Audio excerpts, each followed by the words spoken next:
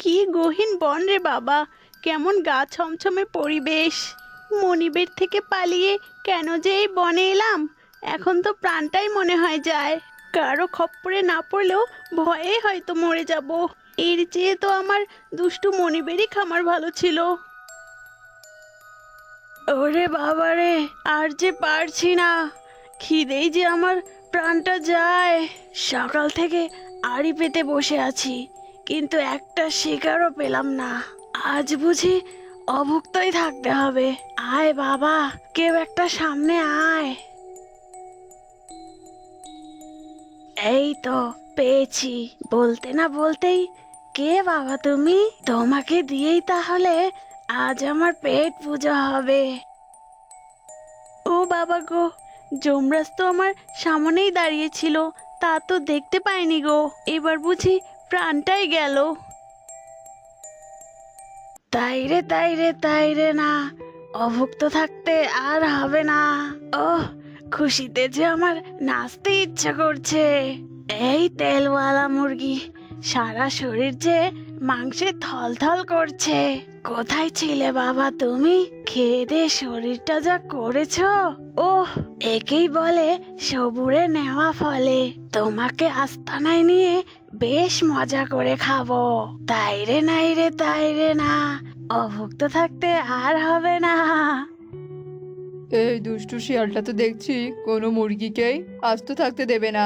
এভাবে চলতে থাকলে তো এই পৃথিবীটা একদিন পুরো মুরগি শূন্য হয়ে যাবে। দাঁড়া দাঁড়া, তোকে আমি দেখাচ্ছি মজা। ওরে বাবা রে, গেলাম রে। ইস, মুরগিটিকে কেমন জখম করেছে। তবে এই মুরগিটা এখনো মরেনি। যাই যাই, আমি বরং একে নিয়ে তাড়াতাড়ি খামারে যাই। লোভী খামারি, তুই আমার মুখের খাবার কেড়ে নিলি। এর মজা তোমাকে আমি অবশ্যই দেখাবো। এই তো হয়ে গেছে, বিনে পয়সায় আমার খামারে একটা মুরগি বাড়লো। কিন্তু আমরা কেউই সেখান থেকে কোনো মুরগি খেতে পারি না। শুধু তাই নয়, আজ সে আমার মুখে থেকে খাবার কেড়ে নিয়েছে। এর জন্য তাকে একটা শিক্ষা দেওয়া দরকার। তোমরা বলো, আমরা তাকে কি শাস্তি দিতে পারি? আমরা সবাই মিলে তাকে ধরে আনবো আর এখানে এনে বন্দি করে রাখবো। তারপর তার খামারের সব মুরগি খেয়ে সাবার করে দিব। সেটাই হবে তার উচিত শাস্তি। আর আমাদেরও কয়েকটা দিন খুব ভালোই কাটবে। তুমি একদম ঠিক বলেছ। তাহলে কালই আমরা তাকে ধরে আনবো আর বুঝিয়ে দিব কত ধানে কত চাল। এই যে, এটাই হলো আজ থেকে তোর নতুন ঠিকানা। তুই এখানে থেকে প্রতিদিন আমাকে ডিম দিবি, তাহলেই তোকে আমি মজাদার খাবার দেব।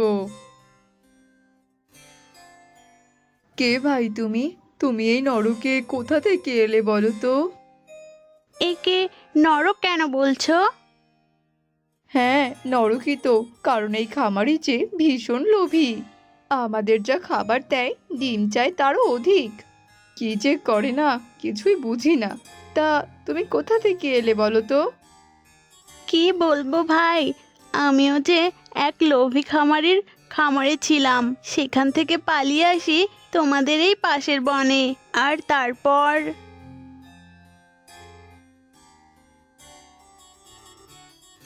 তারপরেই তো তোমাদের এখানে এলাম। তবে যাই হোক, তোমাদের মনিবই আমার জীবন বাঁচিয়েছে, নইলে তো আমি ওই লোভী শিয়ালের পেটেই যেতাম।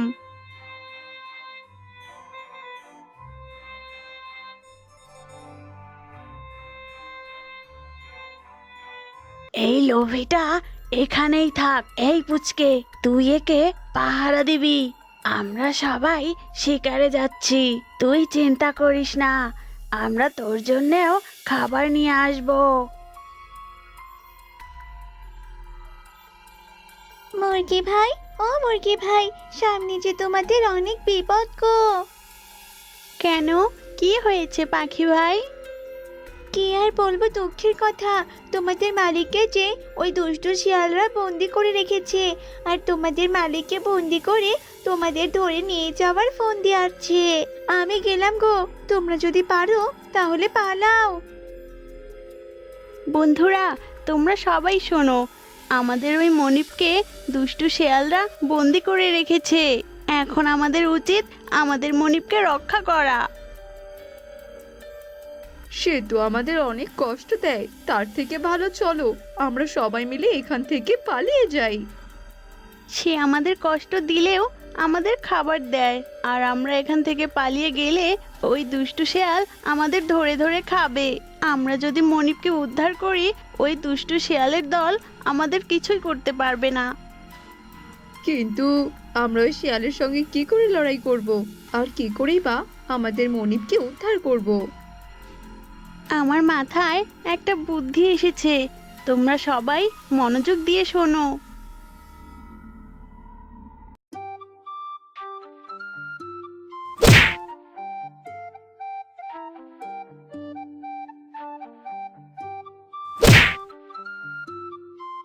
এসো এসো আমার মুরগিরা, তোমরা তো দেখছি আমার জীবন বাঁচিয়েছো। এখন থেকে আমি তোমাদের আর কখনো কষ্ট দেব না। তাই পরীকে তাদের পরিরাজ্য থেকে শক্তি কেড়ে নিয়ে বিতাড়িত করে দেওয়া হয়। তখন থেকে পরী বল্টুর সাথেই সেই গ্রামে থাকতো। বল্টু ছিল সাধারণ একটা কৃষক, চাষবাস করেই তাদের সংসার চলে। একদিন পরী বল্টুকে বলতে লাগে, কি গো, আজ তুমি এখনো ঘুমাচ্ছ? আজ বুঝি তুমি জমিতে যাবে না? না গো, আজ শরীরটা খুব খারাপ লাগছে, আজ আমি জমিতে যাব না গো। সে কি, জমিতে বুঝি কোনো কাজ নেই? কোনো কাজ থাকলে বলো, আমি গিয়ে না হয় সব কাজগুলো করে আসছি। এখন তো জমি আমাদের, এইটুকু চাষবাস না করলে সংসার চলবে কি করে বলো তো?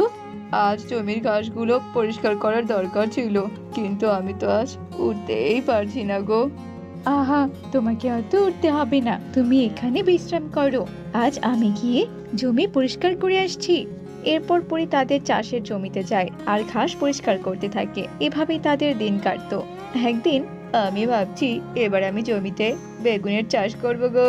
এবার বাজারে বেগুনের দাম অনেক ভালো, আর সবাই বেশ ভালোই ফসল চাষ করছে, জানো তো। আরে বাহ, তাই নাকি? তবে তো অনেক ভালো কথা, তুমি বেগুনি চাষ করো, তবে ভালো ফলন যদি হয় আমাদেরও ভালো হবে, আমরা অনেক বেশি লাভবান হতে পারবো। হ্যাঁ গো, তুমি একদম ঠিক কথাই বলেছো, আমি চারা লাগানো শুরু করি, আজ থেকেই করতে হবে, বুঝেছো তো? এরপর বল্টু তার জমিতে চারা লাগায় আর তার জমির খুব ভালোভাবে পরিচর্যা করতে থাকে। বল্টু এত ভালো যত্ন নেয় যে 20 থেকে 25 দিনের মধ্যেই জমিতে বেগুন দিয়ে ভরে গেছে। এত ভালো ফলন দেখে বল্টু এবং পরি ভীষণ খুশি হয়ে যায়। আরে বাহ, জমিতে তো দেখছি অনেক ভালো বেগুনের ফলন হয়েছে, দেখে আমার মনটা একদম জুড়িয়ে গেল গো। হ্যাঁ গো, এবার অনেক ভালো চাষ হয়েছে। এরপর বল্টু গাছ থেকে বেগুন পেড়ে বাজারে বিক্রি করতে নিয়ে যায়। সেই গ্রামেই থাকতো মিচকে নামের এক দুষ্টু শিয়াল। মিচকে ছিল খুবই হিংসুটে, ও সবাইকে হিংসা করত। বল্টুর কাছে এত তাজা বেগুন দেখে মিচকে তাকে বলতে থাকে, কি হে ভাইয়া, তোমার এত ভালো ফসল হয়েছে, বাহ, বেশ ভালোই বেগুন দেখছি। হ্যাঁ হ্যাঁ মিচকে ভাইয়া, এবার জমিতে খুব ভালোই চাষ হয়েছে, সবই ঈশ্বরের আশীর্বাদ বলো। আচ্ছা ভাইয়া, এবার আমি আসি গো, আমার অনেক দেরি হয়ে যাচ্ছে। আর মিচকে শিয়াল মনে মনে ভাবতে থাকে, আমি থাকতে তো কখনো তোমাকে এত সুখে থাকতে দিতে পারি না ভাইয়া, আমি কষ্টে থাকবো আর তুমি কিনা সুখে থাকবে, এ আমি কখনোই হতে দেব না। আজ রাতেই তোমার কোনো একটা ব্যবস্থা আমি করছি, তুমি শুধু অপেক্ষা করো। বল্টু শিয়াল বাজারে বেগুন বিক্রি করে খুব ভালো টাকা আয় করে, এতে পরিও বেশ খুশি হয়। শোনো, বাকি বেগুনগুলো তুমি কালকে বাজারে নিয়ে যেও, কেমন? হ্যাঁ হ্যাঁ, আমি তাই করবো ভাবছি গো, আজ তো ভালোই বিক্রি হলো, কালও নিশ্চয়ই অনেক ভালো বিক্রি হবে, তুমি দেখো। এসব কথা বলে বল্টু আর পরি খুব খুশি ছিল। আর অন্যদিকে রাত হতেই মিচকে আগুন জ্বালানো মশাল হাতে নিয়ে বল্টুর বেগুন জমিতে চলে যায়। আরে জমিতে কত সুন্দর ফলন, কিন্তু এবার যে সব ফলনই নষ্ট হতে যাচ্ছে তোমার বল্টু ভাইয়া, এবার তুমি কি করবে? আমি জঙ্গলে কষ্ট করে খাবো আর তুমি কি না অধিক ধনী হয়ে যাবে, এটা তো আমি কিছুতেই মেনে নিতে পারবো না। এসব পরীকে খবর দেয়। পরী যখন জমির এমন হাল দেখে সেও একদম কান্নায় ভেঙে পড়ে। ওগো, আমরা কার কি এমন ক্ষতি করেছিলাম যে আমাদের সাথে আজকে এমনটা হলো? আমাদের পুরো জমিটাতে কিভাবে আগুন লাগিয়ে দিল? এত ভালো ফসলগুলো সব পুড়ে ছাই হয়ে গেছে। এবার আমাদের কি হবে? না জানি কার নজর লেগেছে গো আমাদের সুখের দিকে, তাই নিশ্চয়ই সে এমনটা করেছে। তুমি এভাবে কেঁদো না পরি, যা হওয়ার তা তো হয়ে গেছে। কাঁদলে কি আর সবকিছু ঠিকঠাক হবে বলো? এভাবে সময় নষ্ট না করে জমির দিকে আমাদের খেয়াল রাখতে হবে আর পরিচর্যা করতে হবে। আমাদের এত বড় ক্ষতি হয়ে গেল, আর তুমি কি না? পরীকে কাঁদতে দেখে বল্টু আর কোনো কিছুই বলে না। এভাবে কেটে যায় বেশ কয়েকদিন। বল্টু আবার নতুন করে জমিতে ফসল চাষ করার চেষ্টা করে, কিন্তু দিনের পর দিন কেটে যায়। জমিতে আর কোনো চারাই ঠিকভাবে ওঠে না। কেরোসিন ঢালার কারণে জমির উর্বরতা একেবারেই নষ্ট হয়ে গেছে। এখন বল্টুদের কাছে কোনো উপায়ই নেই। পরি আর বল্টু মন খারাপ করে থাকে। তখনই এক বৃদ্ধা সেখানে আসে। আমার খুব খিদে পেয়েছে, তোমরা কি আমাকে কিছু খেতে দিতে পারবে? হ্যাঁ মা, আপনি বসুন, আমি এক্ষুনি আপনার খাবারের ব্যবস্থা করছি। এরপর পরীকে ঘর থেকে কিছু খাবার এনে সেই বৃদ্ধাকে দেয়। বৃদ্ধা পেট পুড়ে সব খাবার খেয়ে নেয়। তোমাদেরকে অনেক ধন্যবাদ। আমি অনেকের কাছে সাহায্য চেয়েছিলাম। বনের রাজা, বাঘ আর বাঘিনীর কাছেও সাহায্য চেয়েছিলাম, কিন্তু আমাকে কেউ সাহায্য করেনি। এ আর তেমন কি মা? তোমাদেরকে দেখে মনে হচ্ছে তোমাদের অনেক মন খারাপ। তোমাদের কি হয়েছে বলো আমাকে। আপনাকে আর কি বলবো বুড়িমা, বলুন, আমাদের যে বিপদই শেষ হচ্ছে না। আমাকে বলো কি হয়েছে তোমাদের, আমি তো আগে একটুখানি শুনি। এরপর বল্টু ও পরি মিলে বৃদ্ধাকে সব কথা খুলে বলে। সব শুনে বৃদ্ধা বলে, নিশ্চয়ই তোমাদের সাথে কেউ হিংসে করেই এমনটা করেছে। জানি না বুড়িমা, কার কি ক্ষতি করেছিলাম। এখন যে চাষ করার মতো কোনো উপায় আমাদের কাছে নেই, জমিও যে নেই চাষ করার মতো। তোমরা আমাকে মা বলে ডেকেছো আর আমাকে খেতেও দিয়েছো, তার পরিবর্তে আমিও তোমাদেরকে সাহায্য করতে চাই। এই নাও বাছা, একটা কলা গাছের চারা। কিন্তু মা, এই কলা গাছের চারা দিয়ে কি হবে কি সেটা তো বলুন। এই চারা তোমরা মাটিতে লাগিয়ে দাও, প্রতিদিন এই গাছে অনেকগুলো মাছ ধরবে, আর সেই মাছ তোমরা সহজে বিক্রি করতে পারবে আর অনেক ধনী হয়ে যাবে। তোমাদের সব অভাব দূর হয়ে যাবে বাছা। আর হ্যাঁ শোনো, কেউ যদি তোমাদের ক্ষতি করার চেষ্টা করে বা এই মাছগুলো চুরি করতে আসে, তবে কিন্তু তার অনেক বড় বিপদ হয়ে যাবে। এই বলে বৃদ্ধা সেখান থেকে অদৃশ্য হয়ে যায়। আর বৃদ্ধার কথা মতো ওরা সেই কলা গাছটি মাটিতে লাগিয়ে দেয়।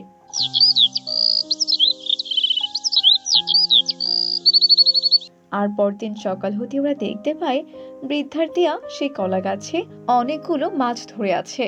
ওগো ওগো দেখো, বুড়িমার কথা মতো আমরা যে গাছটি লাগিয়েছিলাম না, সেই কলা গাছে অনেকগুলো মাছ ধরেছে। দেখে যাও গো, দেখে যাও, তাড়াতাড়ি এসো। বল্টু আর দেরি না করে তাড়াতাড়ি সেখানে চলে আসে আর এসব দেখে অনেক অবাক হয়ে যায়। এভাবে কাটছিল তাদের সুখের দিন। বল্টু বাজারে মাছ নিয়ে যায় বিক্রি করতে, কিন্তু কেউই তার কাছ থেকে মাছ কেনে না, কারণ বাজারে মাছের তেমন কোনো চাহিদাই ছিল না। বল্টু মন খারাপ করে বাড়িতে চলে আসে আর পরীকে সব কথা খুলে বলে। এই তো বেশ মুশকিলে পড়লাম, কত কষ্ট করে আয় রোজগার করার একটা উপায় পেলাম, তাও কি না এবারে হাতছাড়া হবে? না না, এ তো হতে দেওয়া যায় না। কি করা যায়, কি করা যায়? হ্যাঁ, আমার মাথায় একটা বুদ্ধি এসেছে। চলো না, আমাদের যে কলা গাছটা এত এত মাছ ধরে, আমরা সে কলা পাতায় করে মাছ ভাজি করি আর তা সবাইকে দেই। বাজারে তো অনেক মাছ আছে, কিন্তু কেউ তো মাছ ভাজি করে তা বিক্রি করে না। আমি অনেক জায়গায় দেখেছি সবাই মাছ ভেজে এভাবে কলা পাতায় বিক্রি করে, আর তাতে করে অনেকে কিনে খায়।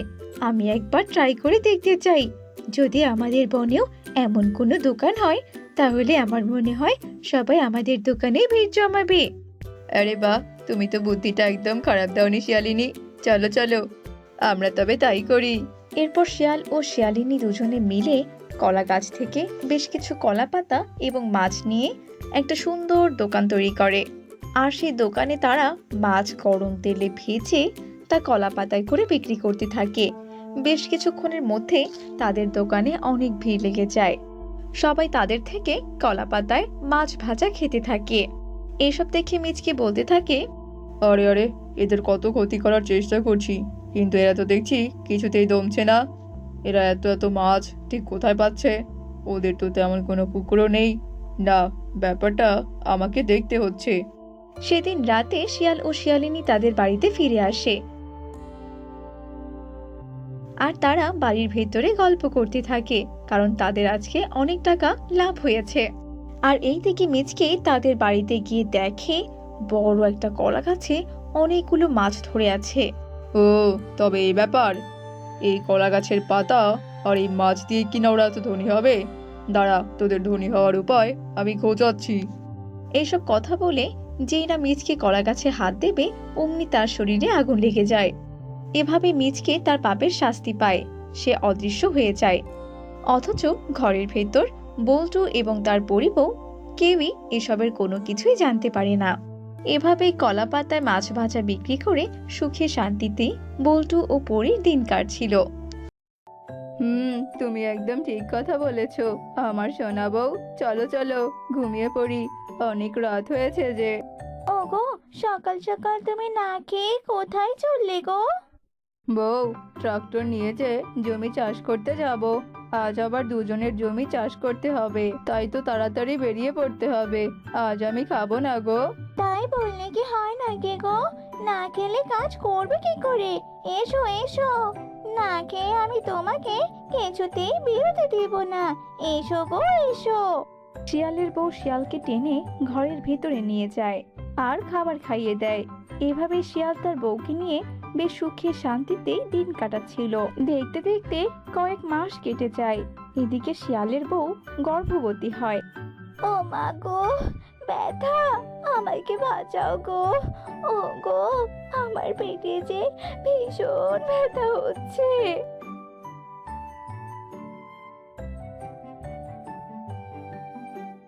আরে আরে, কি বউয়ের তো মনে হচ্ছে প্রসব ব্যথা উঠেছে। বউ, তুমি কোনো চিন্তা করো না, আমি তোমাকে এক্ষুনি হাসপাতালে নিয়ে যাচ্ছি। তুমি একটু ধৈর্য ধরো। সরি মিস্টার শিয়াল, আমরা আপনার বউকে বাঁচাতে পারিনি। তবে এই নিন আপনার ছানা, আপনার মেয়ে সন্তান হয়েছে। এসব আপনি কি বলছেন কি ডাক্তার বাবু? আমার বউ কিনা মারা গেছে। হায় হায় রে, এবার কি হবে? এই মাহারা অবুঝ সন্তানটাকে এবার আমি কি করে সান্ত্বনা দেব? দয়া করে আপনি এত ভেঙে পড়বেন না, আপনি শান্ত হন। আসলে আপনার স্ত্রীর রক্তের সমস্যা ছিল, তাই আমরা তাকে বাঁচাতে পারিনি। তবে দয়া করে আপনি শান্ত হন প্লিজ, এভাবে ভেঙে পড়বেন না। কাঁদিস না রে মা, তুই একদম কাঁদিস না। আমি বেশ বুঝতে পারছি তোর খিদে পেয়েছে, তাই তো? আর কাঁদিস না, আমি তো আছি। নে মা, খা। এগিয়ে কি, এ তো খাচ্ছেই না। ও বউ, তুমি কেন চলে গেলে? এই বাচ্চা মেয়েটাকে এবার আমি কি করে থামাবো? মারে, শান্ত হ তুই। মিচকে শিয়াল বুকে কষ্ট চাপা রেখে নিজের সন্তানকে আগলে রাখে আর তাকে লালন পালন করতে থাকে। একে একে শিয়াল মামা, তুমি তোমার মেয়েকে নিয়ে কিনা জমি চাষ করতে এসেছো? ওকে নিয়ে তুমি কি করে জমি চাষ করবে বলো তো? কি আর করবো ভাগ্নে বল, ওর তো আর মা নেই। ওকে আমি বাড়িতে একা কি করে ফেলে রেখে আসি? তাছাড়া ও তো এখন অনেক ছোট।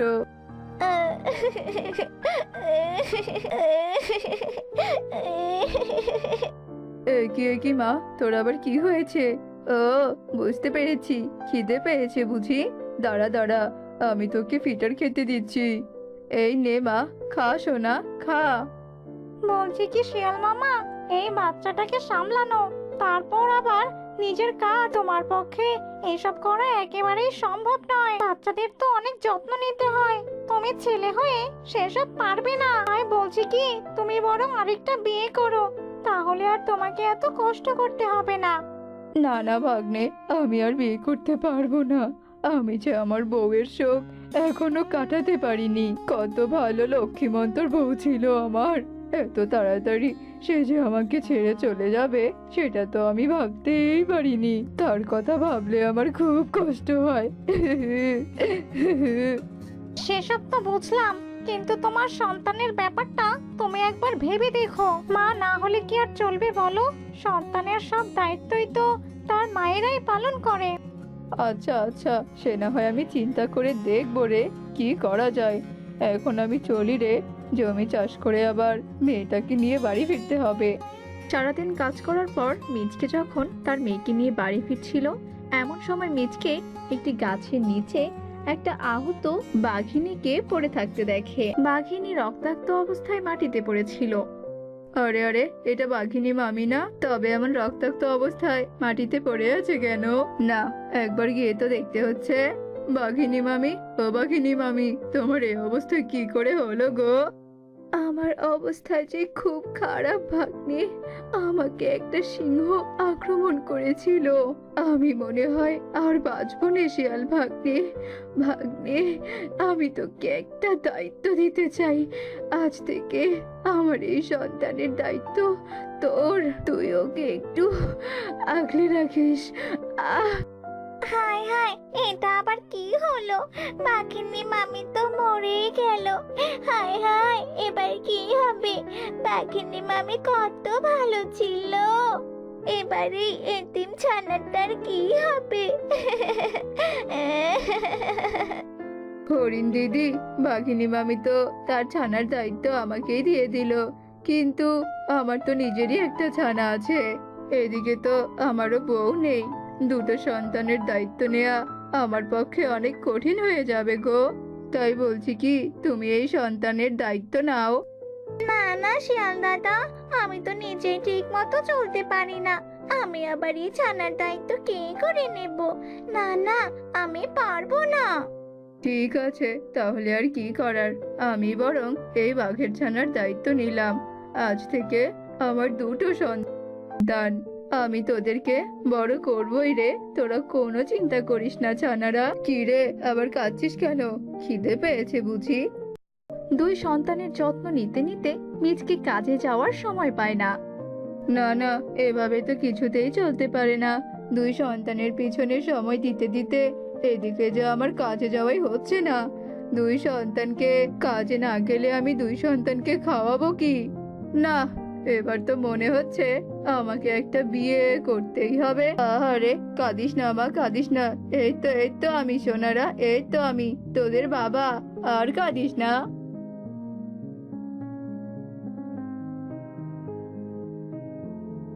এই যে বউ, এই যে দেখো দেখো, এটা হচ্ছে আমার নিজের সন্তান, আর এটা হচ্ছে আমার কুড়িয়ে পাওয়া সন্তান। এরা দুজনেই আমার সন্তান। আজ থেকে আমি আমার দুই সন্তানের দায়িত্ব তোমার হাতে তুলে দিলাম। তুমি ওদের মায়ের ভালোবাসা দিয়ে বড় করো গো, কেমন?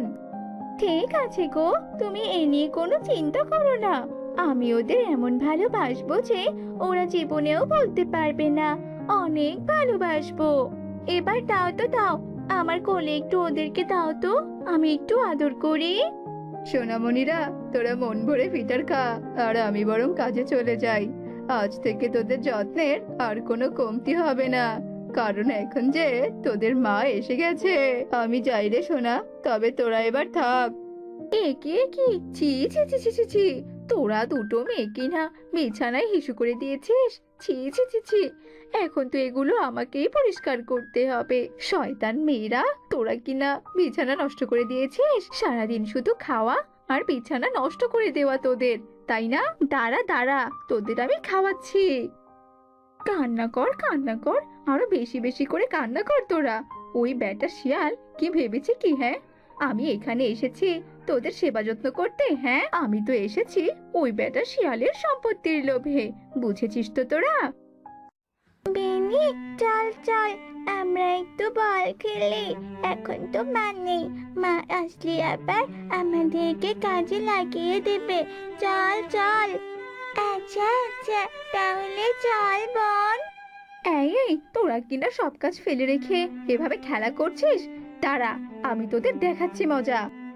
ওরে বাবারে, ওরে মারে, আমার যে চামড়া পুড়ে গেল। আরো কাজ বাদ দিয়ে খেলা করবি তোরা? হ্যাঁ, এবার দেখ গরম খুন্তির ছ্যাঁকা খেতে কেমন লাগে। ও মা, তুমি আমাদের আর মেরো না, আমরা এক্ষুনি গিয়ে কাজ করে দিচ্ছি। মেরো না আমাদের দুজনকে, তোমার পায়ে পড়ি মা। ঠিক আছে, এখন গিয়ে তোরা কাজ কর। আর শোন, এই কথা যদি তোদের বাবার কান অব্দি গেছে না, তাহলে তো তোদের দুজনকে মারবো মারবো, তার সাথে তোর বাবাকেও মারবো, এই বলে দিলাম। না না মা, আমরা কোনোদিনও বাবাকে কিচ্ছুটি বলবো না, এই যে তোমাকে কথা দিলাম। এরপর ওরা দু বোন কাজ করতে থাকে। এভাবে রূপা শিয়ালিনী ওদের দু বোনকে কাজের মেয়ের মতো কাজ করিয়ে নিত আর তাদেরকে অনেক অত্যাচার করত। মা, আর মেরো না, লাগছে তো লাগছে, আর মেরো না মা। লাগুক, আজ তো তোকে আমি মেরে ফেলবো। আমার এত দামি ফোনটা তুই ভেঙে ফেললি, মেরে ফেলবো আজ তোকে।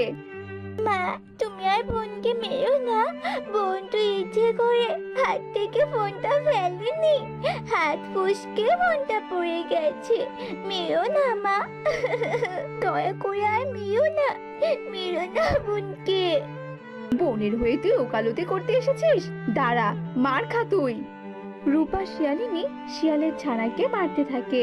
হঠাৎই শিয়ালের ছানার মাথায় জোরে আঘাত লেগে যায় আর শিয়ালের ছানা শিখা সেখানেই মারা যায়। হায় হায়, এ আমি কি করলাম কি? আমি তো শিখাকে মেরেই ফেললাম। এই বেনি, এই কথা যেন তোর বাবা কিছুতেই না জানতে পারে, তাহলে কিন্তু আমি তোর খবর খারাপ করে দেব, এই বলে দিলাম। কি ব্যাপার গো বউ, বেনিমাকে যে একা দেখছি, তা আমার মেয়ে শিখা কোথায়? শিখা মাকে যে দেখছি না। তোমার যে দোষী মেয়ে, দেখো গিয়ে কোথায় গিয়ে আবার পাড়া বেড়াচ্ছে। বাইরে এত বৃষ্টি হচ্ছে, অথচ আমার মেয়েটা কিনা এখনো বাড়িতে ফেরেনি। দেখি তো গিয়ে মেয়েটা আমার কোথায় গেছে। মিচকে শিয়াল বৃষ্টির মধ্যে তার মেয়েকে তন্ন তন্ন করে খোঁজে, কিন্তু সে কোথাও তার মেয়েকে খুঁজে পায় না। শিখা মা, শিখা মা, কোথায় গেলি তুই মা? আরে আরে, এটা আমি কি দেখছি? আমাদের ঘরের পেছনে এটা কিসের মাথা যেন বেরিয়ে আছে। এগিয়ে কি, এটা আবার কি দেখছি? এটা তো শিখা মায়ের মাথা। শিখা মাকে এমন গর্ত করে কে ঢুকিয়ে রাখলো? এরপর মিচকে শিয়াল তার মেয়েকে গর্ত খুঁড়ে বের করে।